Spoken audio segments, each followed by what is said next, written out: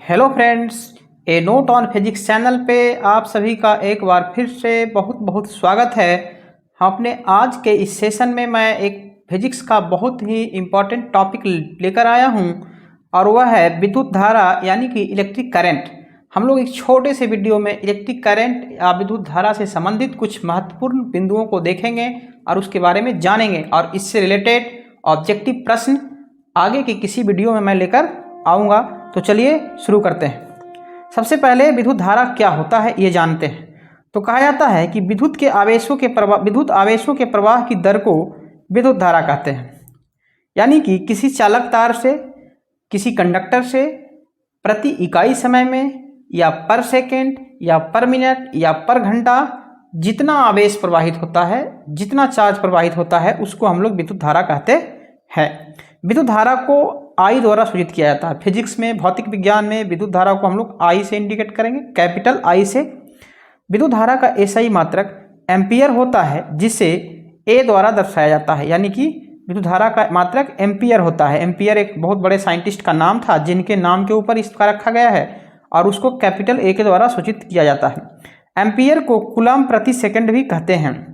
चूँकि कहा जाता है कि एम्पियर को ए लिखते हैं, इसको हम लोग कूलम यानी कि आवेश का मात्रक और प्रति सेकंड भी लिख सकते हैं। क्यों? क्योंकि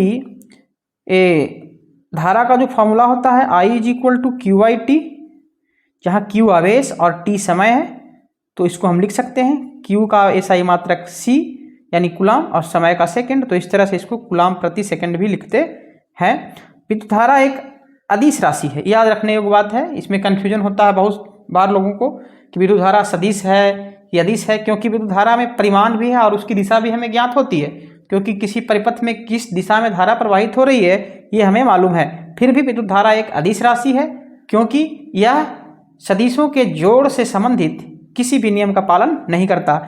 कहता है आगे कि जब किसी चालक के सिरों के बीच विभवांतर या विद्युत दाब आरोपित किया जाता है तो उस चालक में उपस्थित मुक्त इलेक्ट्रॉन गतिशील हो जाते हैं और विद्युत धारा का प्रवाह होने लगता है। इस बात का मतलब क्या है? तो इसका मतलब है कि कहता है अगर कोई चालक तार है, मान लेते हैं कि ये कोई चालक तार है, इसके सिरों के बीच विभवांतर या विद्युत प्रेशर, एक प्रकार का दाब, इलेक्ट्रिक प्रेशर के आरोपित किया जाता है। मान लिया कि इसको सेल से या किसी भी विद्युत सोर्स से जोड़ देते हैं तो क्या होता है कि इसके अंदर जो मुक्त इलेक्ट्रॉन होता है, मुक्त इलेक्ट्रॉन कहने का मतलब ये कि अगर ये कोई चालक तार है तो इसके अंदर जो फ्री इलेक्ट्रॉन्स होते हैं मूव करने के लिए, क्या होता है कि जैसे ही इसमें हम लोग जोड़ेंगे किसी सोर्स से, यानी कि किसी विद्युत धारा स्रोत से या किसी विभवांतर स्रोत से, जैसे ही इसके बीच पोटेंशियल डिफरेंस यानी विभवांतर क्रिएट होगा, इलेक्ट्रिकल प्रेशर लगेगा इस पे और उसके कारण इसके अंदर जो उपस्थित मुक्त इलेक्ट्रॉन हैं वो जो है गतिशील अवस्था में आ जाएंगे, यानी गति करने लगेंगे। और जब ये गति करने लगेंगे इसका मतलब है कि इससे होकर विद्युत धारा का प्रवाह होने लग जाएगा। विद्युत धारा प्रति इकाई समय में आवेशों का प्रवाह होता है। तो इस तरह से इसका फॉर्मूला लिख सकते हैं I is equal to Q I T, यानी Q is equal to I T. ये फार्मूला याद रखने योग्य है क्योंकि इस पर बहुत सारे छोटे छोटे न्यूमेरिकल्स भी ऑब्जेक्टिव के रूप में पूछ लिए जाते हैं। आगे है एक एम्पियर धारा किसको कहेंगे? एक एम्पियर कहा जाता है कि जब किसी चालक से प्रति सेकेंड 1 कूलम या 6 × 10⁻18 इलेक्ट्रॉन प्रवाहित हो रहा हो तो उसे हम लोग एक एम्पियर धारा कहेंगे। चूँकि 1 ampere is equal to 1 coulomb by 1 second, यानी इसको लिख सकते हैं कि 1 ampere is equal to 1 coulomb प्रति सेकेंड। 1 कूलम प्रति सेकेंड को ही 1 एम्पियर कहते हैं। और ये भी याद रखने योग्य है कि जब किसी चालक से 1 एम्पियर की धारा प्रवाहित हो रही हो तो ये समझना चाहिए हमको कि उससे 1 कूलम आवेश प्रति सेकेंड प्रवाहित हो रहा है और उसके साथ ही 6.25 × 10⁻18 इलेक्ट्रॉन जो है प्रति सेकेंड प्रवाहित हो रहा है। ये बात भी याद रखने योग्य है। अगला पॉइंट है चालक से, 1 एम्पियर कहते हैं। 1 एम्पियर में मतलब 1 कूलम पर सेकेंड या 6.25 × 10⁻18 इलेक्ट्रॉन प्रति सेकेंड। विद्युत धारा के प्रवाह के पथ को विद्युत परिपथ कहते हैं। अब कहता है कि विद्युत धारा प्रवाहित कहाँ होता है? उसको चलने के लिए, प्रवाहित होने के लिए किसी न किसी रास्ते की आवश्यकता होगी।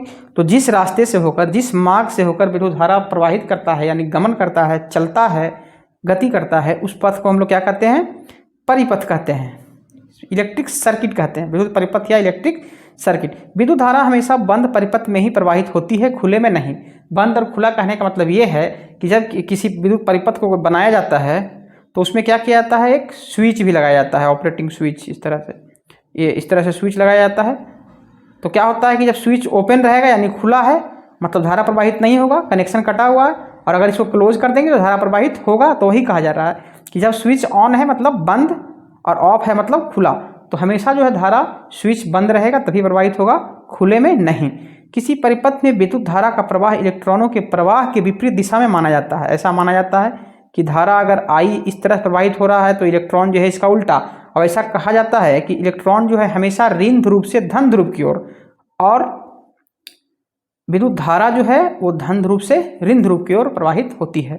ये याद रखने योग्य। किसी परिपथ में विद्युत धारा का प्रवाह धन ध्रुव से ऋण ध्रुव तथा इलेक्ट्रॉनों का प्रवाह ऋण ध्रुव से धन ध्रुव की ओर माना जाता है। किसी परिपथ में विद्युत धारा को मापने के लिए अब है कि विद्युत धारा को मेजर कैसे करेंगे, उसका मेजरमेंट कैसे करेंगे, कैसे मापेंगे कि किसी परिपथ में कितना धारा प्रवाहित हो रहा। तो उसके लिए जिस यंत्र का प्रयोग किया जाता है ये बहुत ही इंपॉर्टेंट पॉइंट है और कई सारे एग्जाम में पूछा जा चुका है। विद्युत धारा को मापने के लिए जिस यंत्र का इस्तेमाल करते हैं उसको हम लोग एमीटर कहते हैं। एमीटर को परिपथ में श्रेणी क्रम में जोड़ा जाता है, ये भी याद रखने योग्य है। हमेशा एमीटर को किसी विद्युत परिपथ में सीरीज में लगाएंगे, यानी कि श्रेणी क्रम में लगाएंगे, पैरेलल में नहीं, यानी कि समानांतर में नहीं। ये अगर एमीटर है तो इस तरह से इसको लगाया जाता है, प्लस माइनस। ठीक, अगला है, कहता है एक आदर्श एमीटर के लिए उसका आंतरिक प्रतिरोध का मान 0 होना चाहिए। इस एमीटर का प्रतिरोध, आंतरिक प्रतिरोध जो है जितना कम से कम होगा उतना ही अच्छा ये काम करेगा और उतना ही एक्यूरेट जो है मेजरमेंट देगा विद्युत धारा का। अगला पॉइंट है, किसी गैल्वेनोमीटर में समांतर क्रम में निम्न प्रतिरोध जोड़कर एमीटर बनाया जाता है। अगर ये गैल्वेनोमीटर है, जी जिसको बोलते हैं गैल्वेनोमीटर, तो इसके समांतर क्रम में इस तरह से अगर हम एक प्रतिरोध जोड़ देंगे छोटा सा, तो ये क्या बन जाएगा। अब ये पूरा जो कंस्ट्रक्शन है उसको हम एमीटर बोलेंगे। याद रखना है कि किसी गैल्वेनोमीटर में जब समांतर क्रम में एक छोटा प्रतिरोध यानी कम मान का या निम्न मान का प्रतिरोध जोड़ दिया जाता है तो उससे आपको क्या बन जाता है, वो एमीटर बन जाता है। और जो प्रतिरोध जोड़ा जाता है उसको शंट प्रतिरोध या शंट रेजिस्टेंस बोलते हैं। अगला है ओम का नियम, विद्युत धारा से संबंधित है। ये कहा जाता है ओम के नियम के बारे में कि किसी चालक के सिरों के बीच का विभवांतर, अगर कोई चालक तार है, इस तरह से मानते हैं कि अगर ये कोई चालक तार है, इसको ए मान लेते हैं और इसको बी मान लेते हैं, तो इसका जो सिरा है इससे मान लेते हैं धारा आई प्रवाहित हो रहा हो, तो इन दोनों सिरों के बीच का जो विभवांतर है यानी पोटेंशियल डिफरेंस या वोल्टेज जिसको कहते हैं, भी उस चालक से प्रवाहित होने वाली धारा के समानुपाती होता है जब तापमान, इसका लेंथ, इसका एरिया नियत हो यानी कि कांस्टेंट हो, यानी कोई बदलाव नहीं होगा।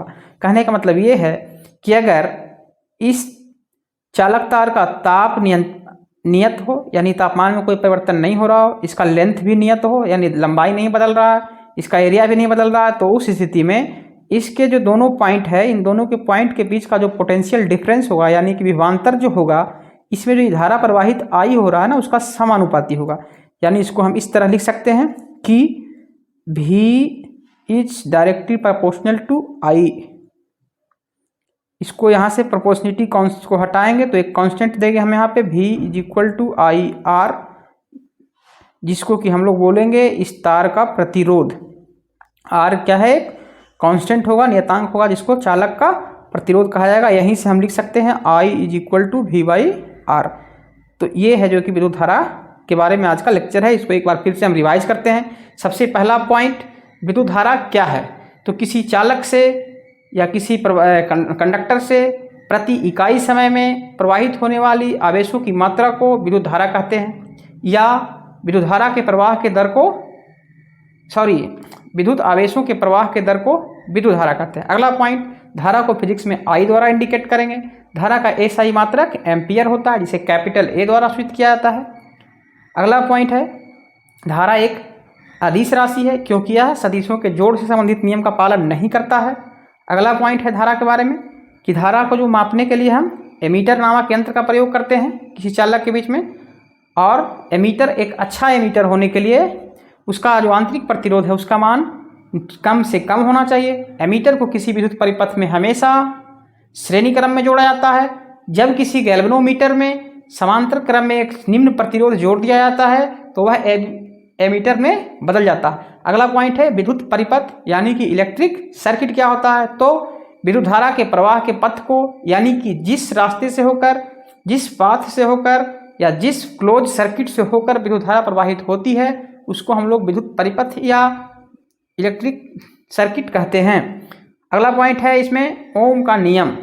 तो ओम के नियम के बारे में कहा जाता है कि यदि ताप, लंबाई, एरिया आदि जो है नियत हो तो उस स्थिति में किसी चालक के सिरों के बीच आरोपित विभवांतर उस चालक से होकर प्रवाहित होने वाली विद्युत धारा के समानुपाती होता है, यानी V = IR, जहां R क्या है, इस चालक तार का प्रतिरोध है।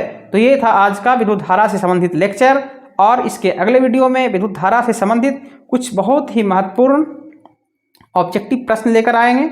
तो मैं आशा करता हूँ आपको ये लेक्चर पसंद आया होगा। तो हमारे इस चैनल को लाइक, शेयर और सब्सक्राइब करें तथा बेल आइकन को प्रेस करें ताकि आपको अगले वीडियो का नोटिफिकेशन मिल सके। धन्यवाद।